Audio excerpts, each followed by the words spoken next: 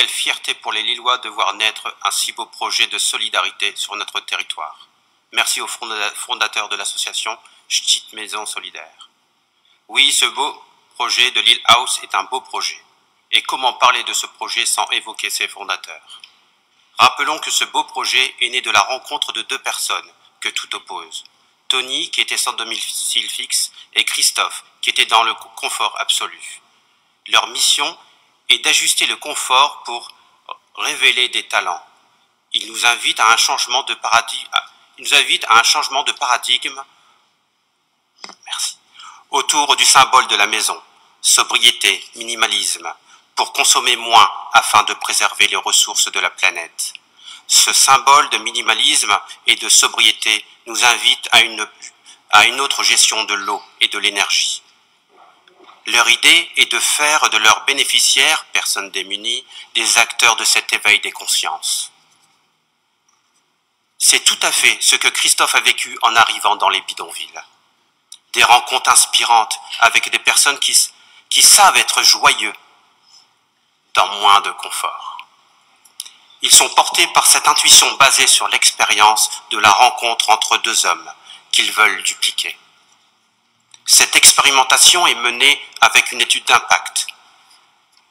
Dans quelle mesure notre société est prête à abandonner le confort? Ainsi, ils nous invitent à partager le surconfort des chambres d'amis en s'essayant à la tiny house, pour une nuit ou une année, pour vivre l'expérience des toilettes sèches, ainsi que de se sensibiliser aux espaces exigus, etc.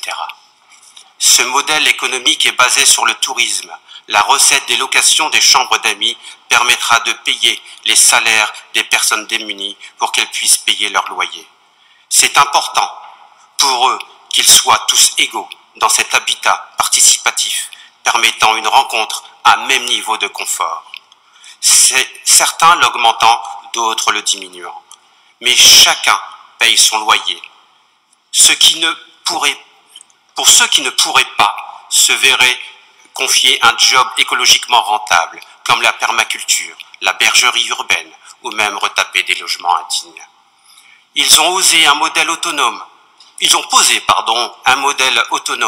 qui n'est pas basé sur des subventions ou des dons.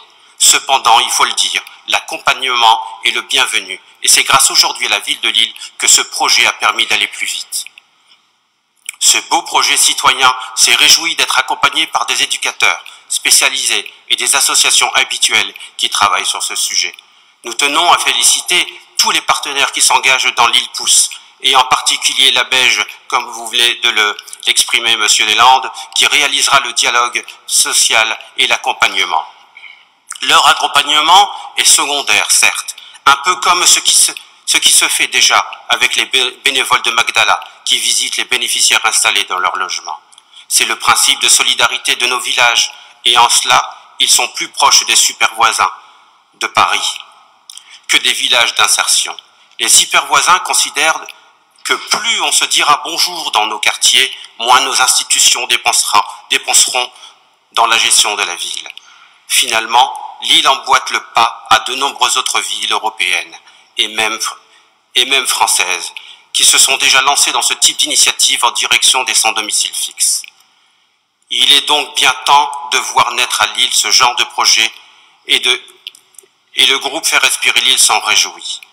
Surtout qu'il peut, dans certains cas, être accompagné de financement d'État. Comme à Dijon, 2 associations dijonnaises spécialisées dans l'urgence sociale et l'insertion, qui sont Emmaüs et ADEFO, proposent à leurs bénéficiaires de construire des tiny houses en associant les bénéficiaires à leur construction.